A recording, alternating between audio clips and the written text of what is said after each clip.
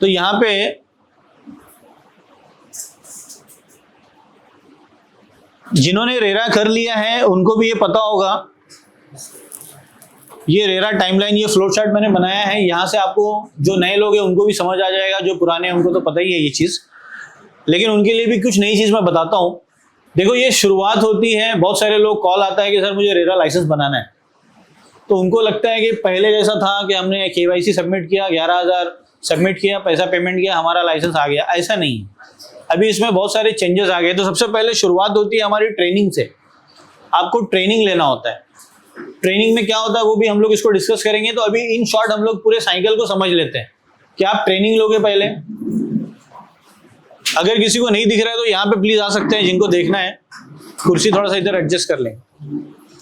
तो पहले ट्रेनिंग के बाद में जो है फिर आपको नेक्स्ट पार्ट आता है एग्जाम अपीयर करने के लिए। पहले आपको एग्जाम रजिस्ट्रेशन करना पड़ेगा। एक बार आपने एग्जाम रजिस्ट्रेशन कर लिया, फिर आपको हॉल टिकट मिलता है। हॉल टिकट के बाद आपको बाकायदा जो है एग्जाम सेंटर पे जाना होता है एग्जाम देने के लिए, और वहाँ पे एग्जाम पास होने के बाद में फिर उसके बाद आपका आता है रेरा रजिस्ट्रेशन प्रोसेस। फिर आप जाके रेरा में रजिस्ट्रेशन कर सकते हो। तो at the time of RERA registration आपके पास सबसे इंपॉर्टेंट डॉक्यूमेंट है एग्जाम पासिंग सर्टिफिकेट, जिसको हम लोग टेक्निकल भाषा में क्या बोलते हैं, COC, सर्टिफिकेट ऑफ कॉम्पिटेंसी। जब तक वो आपके पास नहीं रहेगा आप रेरा रजिस्ट्रेशन नहीं कर सकते हो। आप टेम्परेरी भी नहीं कर सकते हो। बहुत सारे लोगों को ऐसा लगता है कि सर मैं टेम्परेरी नंबर मिल जाएगा क्या। ऐसा कुछ टेम्परेरी सिस्टम नहीं होता है। आपके पास एग्जाम पासिंग सर्टिफिकेट होना ही चाहिए, तभी जाके जो है आप रेरा रजिस्ट्रेशन के लिए अप्लाई कर सकते हो। अब बहुत सारे लोगों को जो यहाँ पे काफी लोग पास आउट हो गए हैं, तो यहाँ तक तो प्रोसेस उनका कंप्लीट हो गया कि रेरा रजिस्ट्रेशन हमारा हो गया।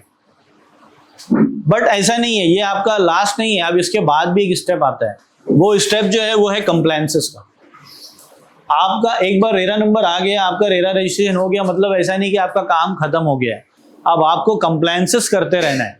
जिस तरीके से आपको पता होगा डेवलपर को भी कंप्लायंस करना होता है।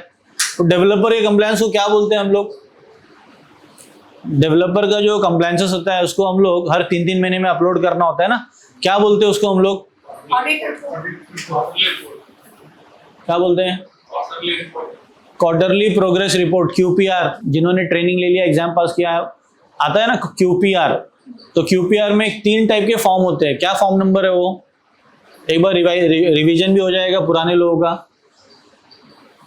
3 फॉर्म होता है, फॉर्म नंबर 1, 2, 3। एक आर्किटेक्ट सर्टिफिकेट होता है, एक इंजीनियर सर्टिफिकेट और एक CA सर्टिफिकेट। तो ये 3 सर्टिफिकेट हर 3-3 महीने पे डेवलपर को जो है रेरा में सबमिट करना होता है। तो ये बिल्डर का, ये डेवलपर का कंप्लायंस है। इसी तरीके से एजेंट्स का भी कंप्लायंसेस होता है, वो मैं बताऊंगा किस तरीके से कंप्लायंस आपको करना होता है।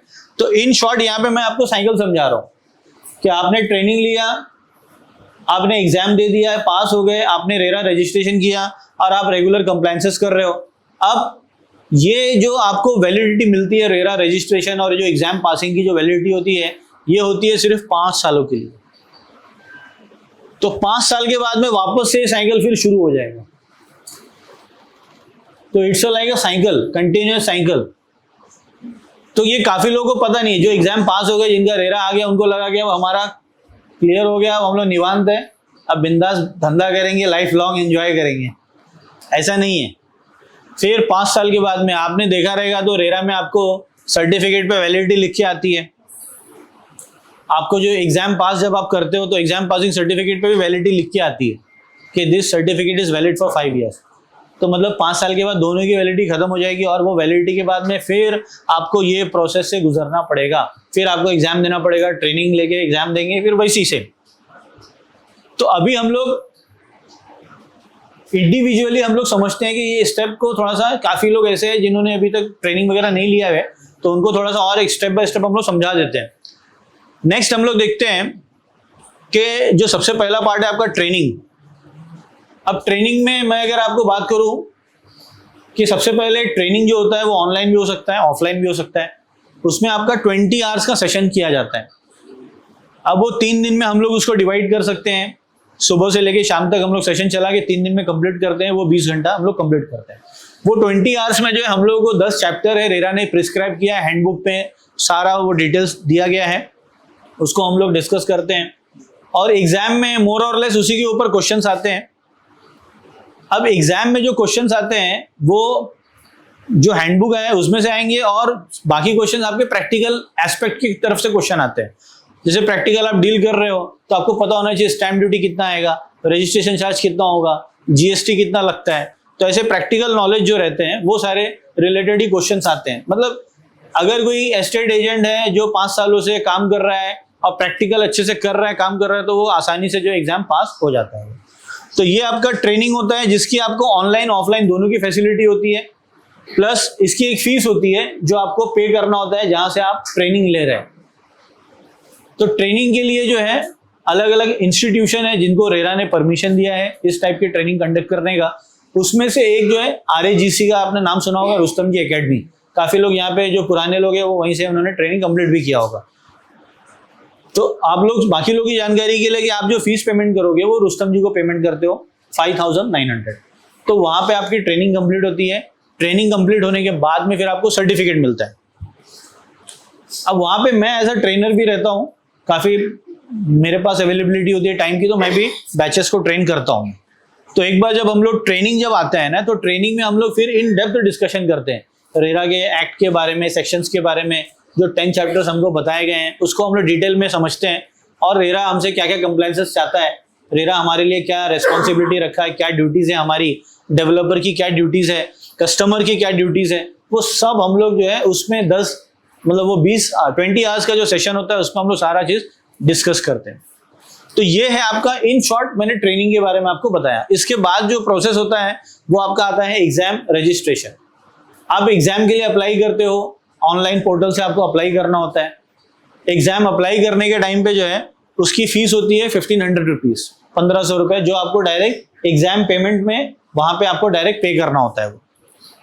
अब एग्जाम के बारे में आपको मैं अगर थोड़ा सा बता दूं ब्रीफ में, तो सबसे पहले ये एग्जाम जो है 100 मार्क्स का होता है। 50 क्वेश्चंस होते हैं, हर एक क्वेश्चन जो है 2 मार्क्स के होते हैं, और इसमें आपको पास होने के लिए जो है 40 मार्क्स लाना है। तो 40 मार्क्स लाने के लिए कितने एमसीक्यू आपके सही होने चाहिए? 20 एमसीक्यू सही होने चाहिए। अगर आपके 20 एमसीक्यू सही है तो आप पास हो जाते हो। अब तक का अगर हम लोग इसको देखते हैं तो हमारा पासिंग परसेंटेज जो है वो 85 पासिंग परसेंटेज होता है ओवरऑल। अगर मैं बात करूं तो 85 लोग जो है 85% लोग पास हो जाते हैं इसके अंदर। इसमें अच्छी बात यह है कि नेगेटिव मार्किंग नहीं होती है, और इसमें एक इंपॉर्टेंट चीज होती है कि आपको एग्जाम के सेंटर पे जाके एग्जाम देना होता है। जिस तरीके से मान लीजिए ट्रेनिंग हम लोग तो कहीं भी कंडक्ट कर सकते हैं, हमारा आने वाले दिनों में ये भी प्लान है कि हम लोग यहीं पे ट्रेनिंग ऑर्गेनाइज करेंगे, तो आप ट्रेनिंग कहीं भी ले सकते हो। लेकिन जब आप एग्जाम अप्लाई करोगे तो आपको जो सेंटर अलॉट किया जाएगा उसी सेंटर पे आपको एग्जाम जाके देना है, और ये आप हमारे हाथ में नहीं रहता है। हम लोग से प्रेफरेंस मांगा जाता है।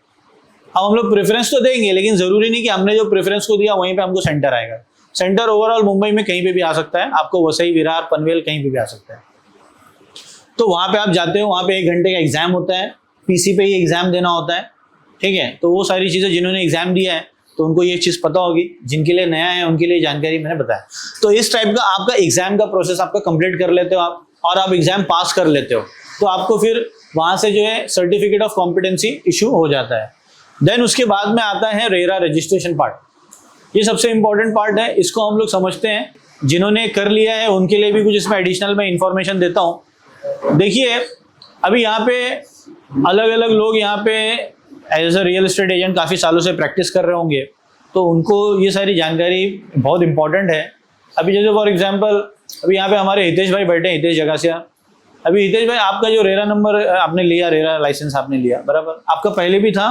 पहले भी था आपका। तो पहले पुराना जो रेरा लाइसेंस था वो क्या नाम से था आपका? क्या नाम से? हितेश जगासिया, ओके। और अभी जो आपने रेरा लाइसेंस लिया है वो अभी मैं सेम चल रहा हूं, लेकिन अभी मैं after 2 years I am going to take in Ganesha properties. Okay. अभी यहाँ पे देखिए क्या है, अभी यहाँ पे इंपॉर्टेंट चीज क्या समझना है कि ज्यादातर लोगों ने जो पहले रेरा लाइसेंस बनाया 2017-18 में, जो लोगों ने बनाया तो सब लोगों ने अपने अपने नाम पे बना लिया। अभी ऐसे हितेश भाई ने बताया कि इनका लाइसेंस का नाम है हितेश जगासिया, जो इनके रेरा लाइसेंस पे नाम है।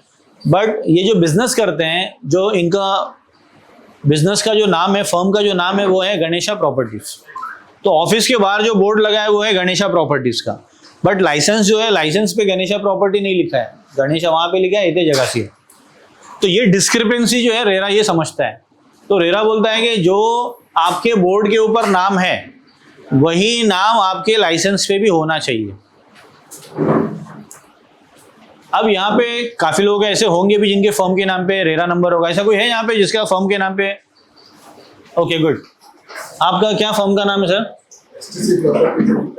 ओके। तो आपका प्रोप्राइटर में है कि? ओके। पहले आपके पास पुराना रेरा था? Okay okay. तो इस तरीके से देखिए, ये मेरे ही पास स्टूडेंट है, तो इन्होंने पहले अक्सर जो है लोग इंडिविजुअल नाम पे ही लेते थे। बाद में मैंने फिर ट्रेनिंग में बताया कि आप लोग फर्म के नाम पे लो, क्योंकि ज़्यादातर हम लोग बिजनेस जो करते हैं फर्म के नाम पे करते हैं। तो अगर आप फर्म के नाम पे करोगे तो लाइसेंस भी आपके फर्म के नाम पे होना चाहिए। तो यहाँ पे आपकी जो भी सवाल है आप उसको नोट डाउन कर लो, दिमाग में रख लो। जब हम लोग क्वेश्चन आंसर सेशन पे आएंगे तो वहाँ पे हम लोग एक चीज़ को डिस्कस करेंगे, ठीक है। अब यहाँ पे ये इंपॉर्टेंट चीज़ हो गया आपका कि आपको फर्म के नाम पे लेना ज़रूरी होता है। और अगर आप फर्म के नाम पे बिजनेस कर रहे हो तो बट ऑब्वियस रेरा में भी आपका लाइसेंस पे भी वही नाम होना चाहिए, तो डिस्क्रिपेंसी नहीं होनी चाहिए। देन हम लोग आते हैं कि इसमें क्या आपको डॉक्यूमेंट्स होता है। बहुत सारों के सवाल ऐसे होते हैं कि भाई मुझे फर्म के नाम पे बनाना है तो मुझे करंट अकाउंट देना पड़ेगा क्या, मुझे गुमस्ता देना पड़ेगा? ऐसा कुछ भी नहीं है। बेसिक KYC डॉक्यूमेंट्स के ऊपर ही आपका हो जाता है। देन उसके साथ साथ में आपको कुछ लेटर हेड है, रिसीट है, ITR है या तो डिक्लेरेशन है। इसके पर्टिकुलर फॉर्मेट्स होते हैं जिस फॉर्मेट में आपको सब बना के जो है सबमिट करना होता है।